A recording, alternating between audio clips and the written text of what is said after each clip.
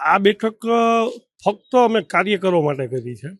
મુખ્ય મુદ્દો કે ભાઈ 69ની જેટલી સીટો આવે છે એમાં મેજોરિટી દાવેદાર છે તો રઘુવંશી સમાજ છે, કારણ કે સૌથી વધુ સંખ્યા મતદારોની અમારી છે ત્યાં.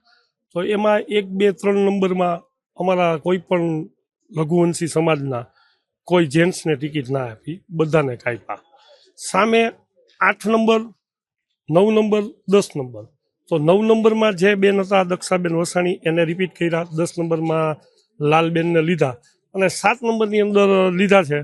આ 3 લેડીઝને બાદ કર્યા સિવાય કોઈ પણ જાતના કોઈ પણ હોદ્દા ઉપર અમારા રઘુવંશી સમાજના કોઈ જેન્ટ્સને પ્રોત્સાહન મળ્યું નથી. મુખ્ય મુદ્દો માત્ર કે ભાઈ અમારી આવડી વસ્તી, અમે ખૂબ ઝાઝા લોકો છીએ કે જે અમને પ્રતિનિધિત્વ મળવું જોઈએ એના પ્રમાણમાં અમારી અવગણના થઈ છે. માત્ર આટલો રોષ છે અમને.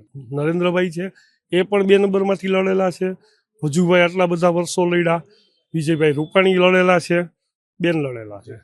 સાહેબ તમે જુઓ કે જેની અંદર સૌથી વધુમાં વધુ લીડ મળી હશે ને તો અમારા લતાની મળી છે, કે જ્યાં અમે રઘુવંશીઓ જાજા છીએ.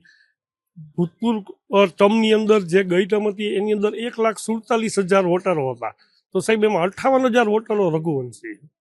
હવે પછીની નવી કરશે ને તો કદાચ 81,000 જેટલા લોહાણાઓની સંખ્યા થશે. આની સામે કાંઈ તો વળતર હોવું જોઈએ ને, કે અમે આટલા વર્ષથી આ લોકો સાથે જોડાયેલા છીએ, અમે 100% ભાજપમાં જ છીએ. સાહેબ આ સાચી વાત છે કે એ લોકોએ એવું ઈચ્છ્યું હતું કે ભાઈ તમે ના કરો, આપણે કાંઈ કરીએ. તો સાહેબ હવે ચૂંટણી ડિક્લેર થઈ ગઈ, બધું પતી ગયું, હવે સોરી કહીને શું ફાયદો? અને જો સાહેબ આવું ના કરીએ તો 2027માં આ જ વસ્તુ આવીને ઊભી રહે અમારી. આજે નથી બોલ્યા લોકો, જેને જેને પ્રોબ્લેમ થયા, જેની ટિકિટ કપાણી, એ લોકો 500,000 માણસોના ટોળા લઈ કમલમ ગયા. અમે ગયા? અમારે કોઈ એવું કરવું જ નહોતું. અમારે તો ખાલી આંખ જ ખોલવી છે કે રાજકોટ સંગઠને અમને હેરાન કર્યા છે. ઉપરવાળાનો વાક છે એવું કહેતા જ નથી, કારણ કે એ લોકોએ કોઈ કીધું જ નથી કે તમે કરો. જે કાંઈ થયું છે એ રાજકોટ સંગઠનથી જ થયું છે ને સાહેબ. તો અમારે તો જે ખોલવાનું છે એ આંખ રાજકોટ લોકોની જ ખોલવાની છે.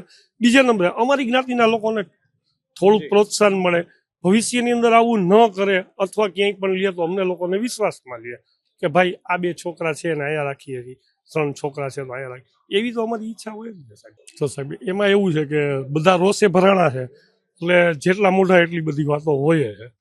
અમે લોકો તો એવું ઈચ્છીએ છીએ કે ભાઈ એવું કોઈ કૃત્ય નથી કરવું કે જેને કારણે કોઈને હાનિ પહોંચે. હા, પણ એટલું પાકું કે હજી કાલ સુધી બધા નેતાઓ, આપણે નામ નથી બોલવું, પણ એને એવું કીધેલું હતું કે લોહાણાના મતથી અમને કાંઈ ફેર નથી પડતો.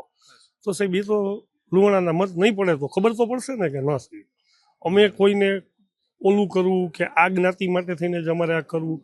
લોહાણા જેટલા છે એને તો 100% અમે મદદ કરશું અને મત દેશું જ. હું 9 નંબરનો વોટર છું તો હું દક્ષાબેનને મત આપીશ જ.